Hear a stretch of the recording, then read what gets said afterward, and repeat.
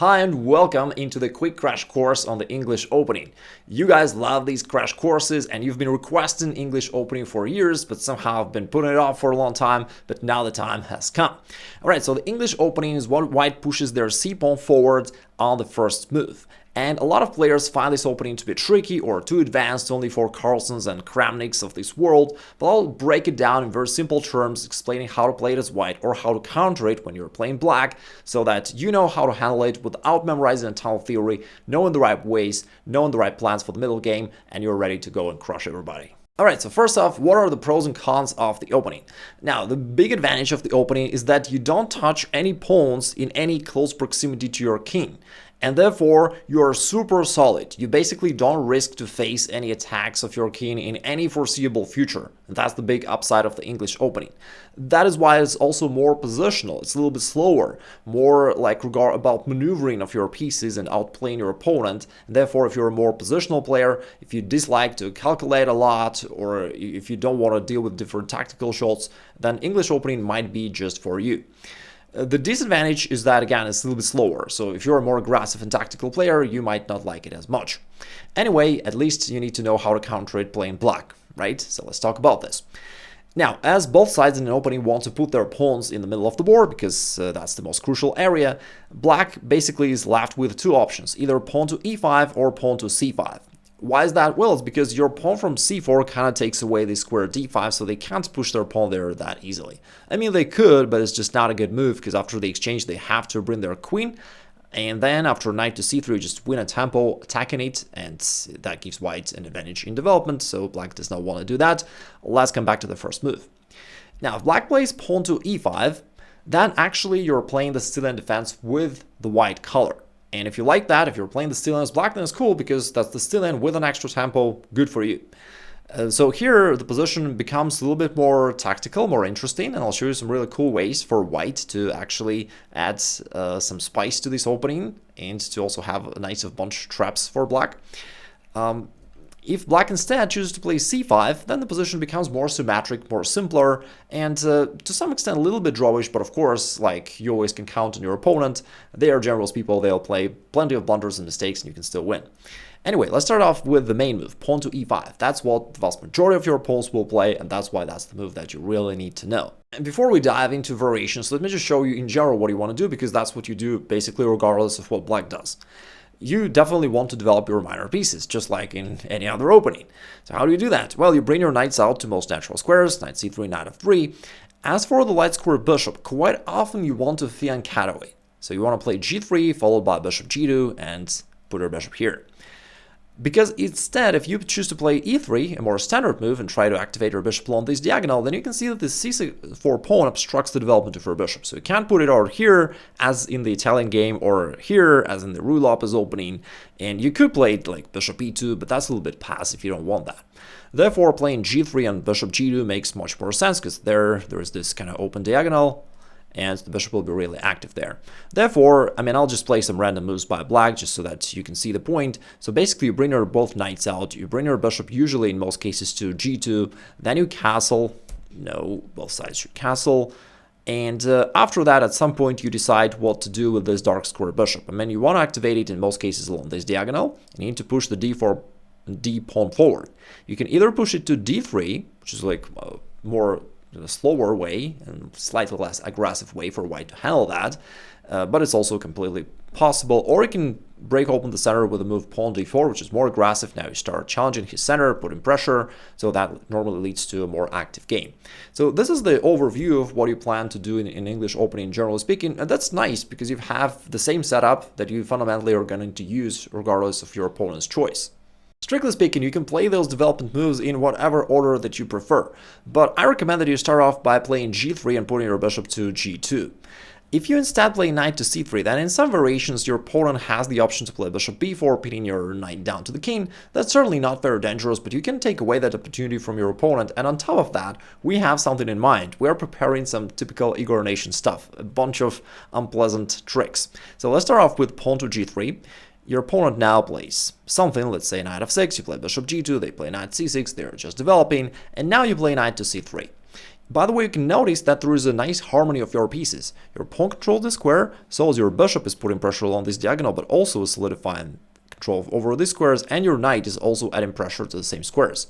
So this combination of your knight, pawn, and bishop already helping you to have nice presence in the center of the board.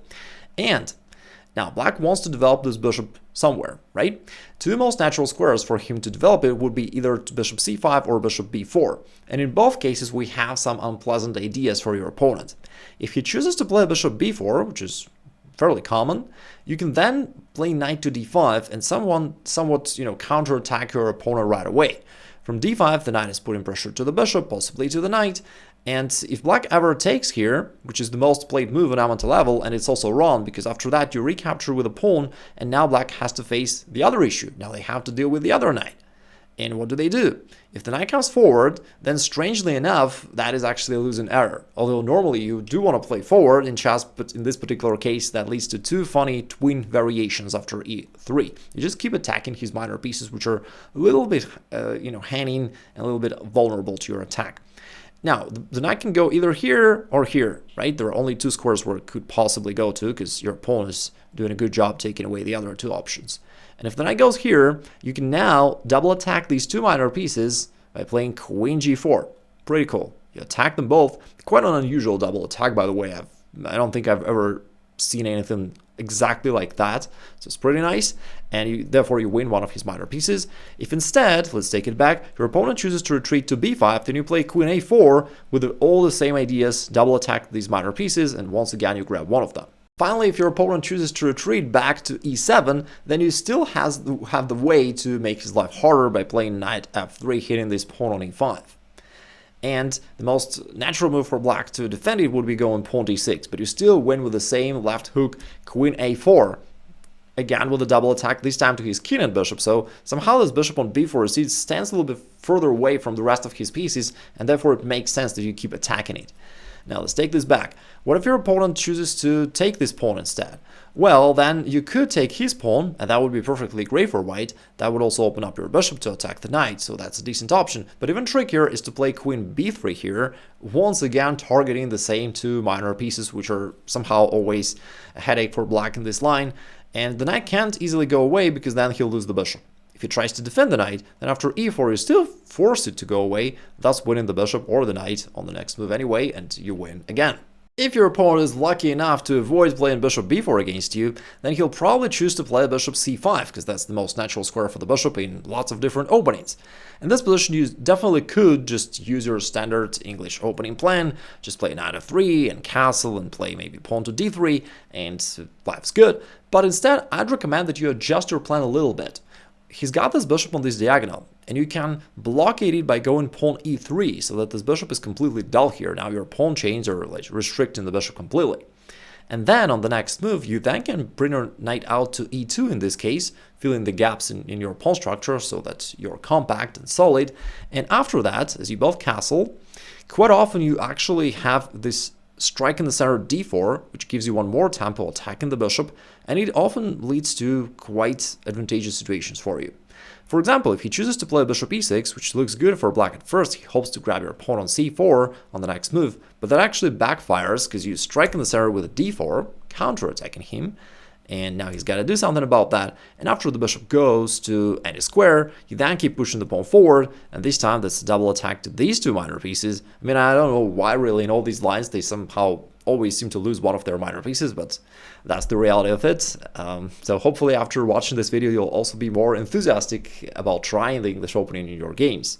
So far we talked about black choosing to play casual developing moves, knight to c6, bishop c5 and the like, but right now let's talk about the other very common option when black tries to play d5 to break open the center right away. Of course, you do want to take it, you don't want to allow his pawns in the center, and after knight to d5, for the moment looks like black is dominating, but after knight to c3 you start challenging his central presence. Currently you attack this knight on d5 twice. And in this position, pros usually retreat to b6, but amateurs choose to play the most natural move. If the knight is attacked by the knight, let's trade it off. That is actually pretty good for white, because now your pawn relocates closer to the center, and in the future it's going to help you to dominate in the center yourself. Plus you open up the b file for your rook, which together with this bishop from g2 can often cause some unpleasant threats along this diagonal, so that's another advantage of your position. Anyway, so far, both sides just continue their development, so let's say they develop somehow, and then in the center, thanks to this pawn on c3, not on b2, you can actually play d4, the pawn is defended, and you can dominate in the center yourself. Now, if he chooses to trade pawns, that's nice. Your pawn is actually been promoted twice already in the short term, so it's a pretty good career.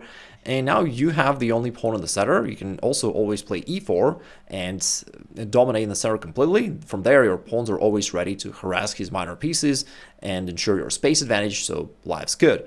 And again, just like we discussed before, you've got this semi-open file for the rook. Your bishop is also exerting pressure along this diagonal. So long term, together with the central control, that can easily turn out in your favor. There's also a common tactical idea that works in this and other positions. It seems tempting for black to push forward with e4 and chase away your knight.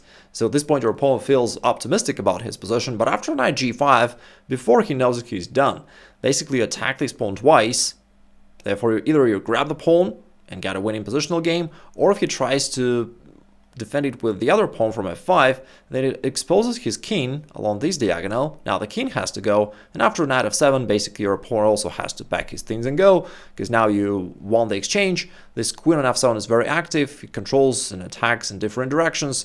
He can't even move normally. If you just look at black's pieces, they can't really move that much, right? So that's a completely winning position for you. Alright, so far we covered the main line, pawn e5, that's the one that you're going to face most often, and sometimes they're going to play pawn to c5. Funnily enough, after that, they usually just repeat your moves, they mimic everything that you do. So you still follow your plan and develop pieces as usual, and besides that, of course, you're free to make mean remarks about your opponent and his creative abilities as he keeps repeating your moves, but here is the point where you can actually seize the initiative. Here we talked about the fact that you need to develop this bishop by pushing this pawn either to d3, which is a little bit slower, or d4, which is more aggressive. And here you've got the opportunity to push it forward, so why not? Now you're threatened to push or to capture, therefore they're practically forced to trade. This also opens up the diagonal for your bishop, so you start putting a little bit of pressure here, which makes it hard for him to just move the pawn forward, for instance. So if he does, he can lose a pawn right there, because you attack it twice. Therefore, that forces him to trade on d4, which is also quite nice. Now you've got a centralized queen, plus your bishop is now having this open long diagonal. It's putting pressure here, therefore the bishop from c8 is tied down to the defense of this pawn. Then they play d6, and here a common way for white is to bring the queen back to d3 just to avoid this potential x-ray. Currently it's not dangerous, but just so that you don't have to worry about it all the time, that at some point this knight can jump somewhere and he can hit your queen, you can bring it back to d3 to ensure that it's safe. You don't worry about any kind of bishop f5 moves because you can meet it with e4, pushing it back, therefore that's not dangerous for you. Usually they won't play this move, and if not, they have to still deal with this pressure against this pawn, and if they play whatever move you then wish to typically just develop somehow, you can develop this bishop to either b3 and bishop b2, which is one nice way. Another way is just to develop it anywhere along this diagonal basically, and then you can bring rooks to the central files. At some point you might wish to bring your knight to d5 to this central square. Objectively speaking, the position is equal, but like in real life world, white is having a little bit more space, a little bit more activity, so black still needs to be careful to cope with your activity and to equalize. Therefore, it's still slightly more pleasant to play it as white. If you enjoyed this crash course on the English opening, give it a like so that I know that you like this type of content, and I'll prepare similar crash courses on other openings. By the way, you can let me know in the comments below which openings you wish me to cover next. Also, right here you can check my crash course about the Italian game, which is the most played opening on amateur level, and I'll drop below in the description links to my other crash courses on other popular openings.